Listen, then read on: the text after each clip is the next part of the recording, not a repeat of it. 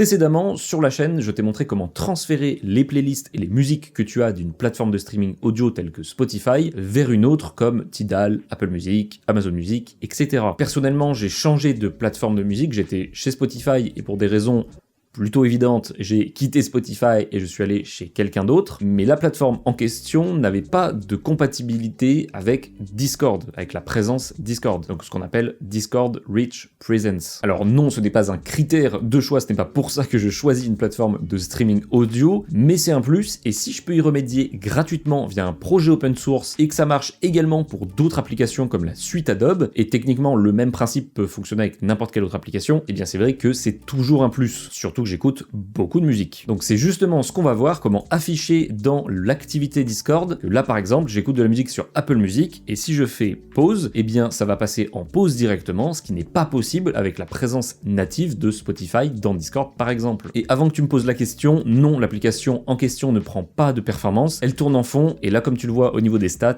on est sur des stats d'une application qui ne prend quasi rien, je peux pas dire rien parce que c'est pas littéralement zéro, mais presque. Donc l'application en question c'est Music Presence, tu as évidemment le lien en description, et ça te permettra pour cette application là en tout cas de connecter n'importe quelle plateforme de musique telle que Spotify, Apple Music, Amazon Music, un peu tout en réalité. Et donc pour ce faire tu peux cliquer directement sur Download, ce qui va t'amener sur la page GitHub du projet, donc open source, tu peux vérifier le code source, l'application est quand même assez connue, on va pas se mentir, et elle est surtout très utile. Donc une fois que tu es sur la page GitHub, tu peux directement aller dans Release, cliquer sur la dernière version et télécharger en fonction, en sachant que ça marche du coup sur Linux, sur Mac et également sur Windows, un peu le principe de la vidéo. Donc télécharge en fonction de ta plateforme. Moi je suis sur Windows donc je vais prendre le .x classique. Une fois qu'il est téléchargé, tu peux exécuter le .x, l'installer, moi c'est déjà fait, et ensuite on va voir comment le configurer, c'est très rapide et on verra par la suite pour les logiciels Adobe de la suite Adobe. Et techniquement ce que je vais te montrer en fait, tu peux le chercher pour n'importe quelle autre application. Je ne certifie pas que ça existera forcément, mais c'est quand même fort probable qu'il y ait quelqu'un qui ait fait une application, une extension, une modification pour que ça soit directement pris en charge par Discord. Donc là on est dans l'application directement, tu vas pouvoir choisir le langage de l'application, je vais le mettre en français pour la vidéo. Ensuite tu vas pouvoir personnaliser le thème de l'application, donc thème clair, thème sombre, on connaît, mais également le thème de l'icône qui est tout simplement dans la barre des tâches, donc juste ici, là il est blanc, si je mets en mode sombre, eh bien il sera tout noir. Alors personnellement l'icône, l'avoir ici, j'en ai un peu rien à faire, donc ce que je fais c'est que je décoche afficher l'icône de l'application dans la barre des tâches, et du coup je n'ai plus d'icône, et c'est quand même plus simple parce que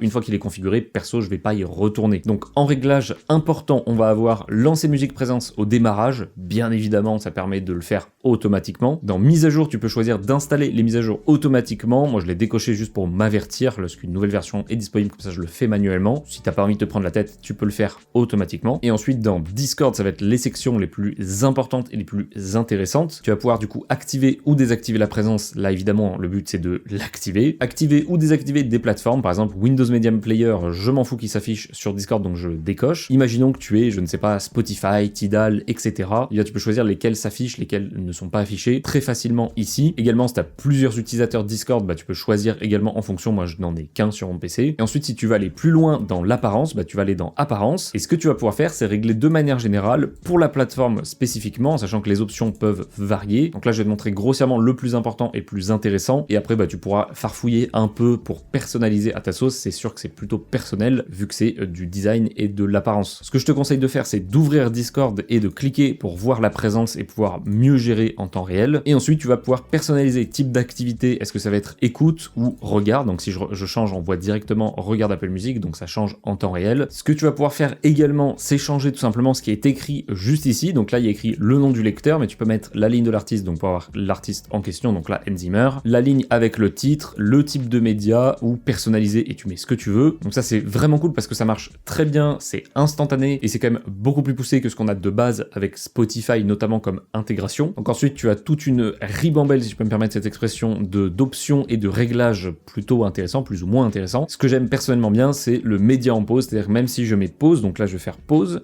eh bien ça va quand même s'afficher et ça va pas s'enlever. Ça je trouve que c'est vraiment pas mal, donc ça tu peux le mettre dans média en pause. Et après si tu veux régler par rapport au lecteur, tu peux aller dans les réglages de Apple Music par exemple et régler un peu plus précisément sans que ça soit de manière générale. Et du coup ensuite une fois que tu l'as configuré, eh bien tu peux directement le tester dans Discord et ça fonctionnera sans aucun souci peu importe ta plateforme de musique. En tout cas, du moment qu'elle est compatible, évidemment, avec l'application. Donc ça, c'était plutôt simple. Ça concerne, du coup, plutôt les services de streaming musicaux, donc Spotify, Apple Music, etc. Mais on peut également, avec un autre projet qui s'appelle Adobe Discord RPC, eh bien faire la même chose, mais avec les logiciels de Adobe, donc la suite Adobe, Photoshop, Premiere Pro, Lightroom, etc. Et donc après, tu peux reprendre ce système-là de Discord RPC et chercher avec une autre application que tu voudrais, et soit il y a un projet par exemple sur GitHub qui te permet de le faire, vérifie qu'il soit quand même un minimum téléchargé, un minimum fiable également. Si c'est sur GitHub, c'est que c'est open source, mais ça veut pas dire que c'est fiable, il faut quand même vérifier. En tout cas, avec ce principe-là, tu peux théoriquement trouver pour plein d'autres applications, et ça peut être vraiment sympa. Par exemple, j'ai pas vérifié, mais par exemple DaVinci Resolve, qui est l'équivalent de Premiere Pro, eh bien peut-être qu'il y a un plugin directement pour le rendre compatible avec la présence Discord. Là, dans le cas de Adobe, je te mets le lien en description directement. Je te montre juste comment ça s'installe parce que c'est un peu particulier. Alors ça va être assez rapide, il faut juste aller dans Release, télécharger comme tout à l'heure, donc là le point zip, on n'a pas le choix. Une fois que tu as le point zip, eh bien tu vas l'extraire avec NanaZip ou n'importe quel autre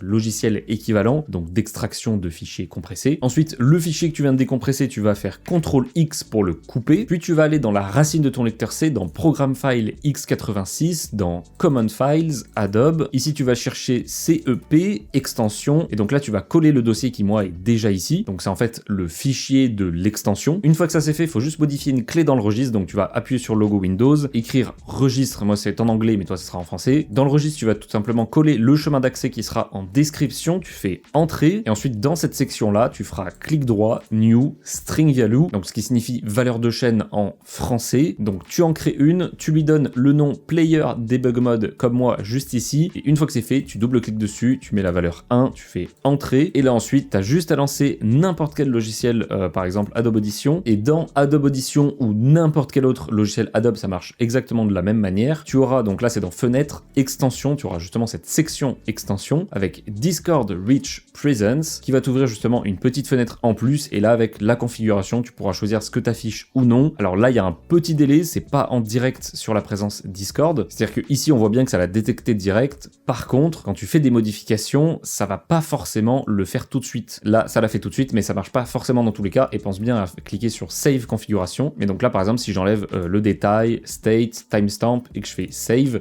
et là normalement, voilà, là c'est instantané, j'ai de la chance. Donc ça c'est le fonctionnement pour cette extension là, parce qu'il y a une petite manipulation à faire en plus, qui de toute façon est expliquée, très bien expliquée sur le GitHub. Mais là je suis allé un peu plus vite sur Adobe parce que ça intéressera potentiellement moins de monde et que c'est pas très compliqué, enfin c'est un peu le même principe, juste avec la partie registre en plus, et juste qu'il faut copier des fichiers à la main, mais bon, copier-coller ça devrait aller. En tout cas, ce fonctionnement là est reproductible sur plein d'applications, si un projet existe, si une extension existe, mais théoriquement, si c'est un truc un peu connu et qui a un intérêt de l'intégrer dans Discord, il y aura potentiellement au moins un développeur qui aura fait quelque chose pour cette application-là. Donc n'hésite pas à en rechercher, à les partager en commentaire directement si tu en trouves, ça évitera de faire perdre du temps. Ou si tu n'en trouves pas, comme ça, si des gens cherchent, ils peuvent très rapidement voir si ça existe ou pas. Et n'hésite pas à me dire si c'est quelque chose qui t'intéresse. C'est vrai que je m'étais dit que c'est un peu niche, entre guillemets, comme demande, parce qu'il faut ne pas avoir Spotify. C'est quand même une minorité qui n'a pas Spotify, on va être honnête. Et il faut utiliser Discord et voir l'intérêt d'afficher la présence Discord pour les musiques, ou dans l'autre cas, Adobe. Donc voilà, je sais pas trop si ça va intéresser beaucoup de monde, mais je le partage parce qu'il y en a quand même 2-3 qui m'ont demandé, que ça soit récemment ou il y a très longtemps avec Tidal. Tidal a d'ailleurs une alternative qui est intégrée directement dans l'application, donc c'est pas quelque chose à installer en plus, mais je trouve qu'il est quand même moins bien que cette application-là qui est mieux gérable et qui prend pas réellement des ressources. Donc là, j'ai fait le tour des possibilités, que ce soit par rapport au logiciel Adobe, même si je trouve c'est un peu plus niche,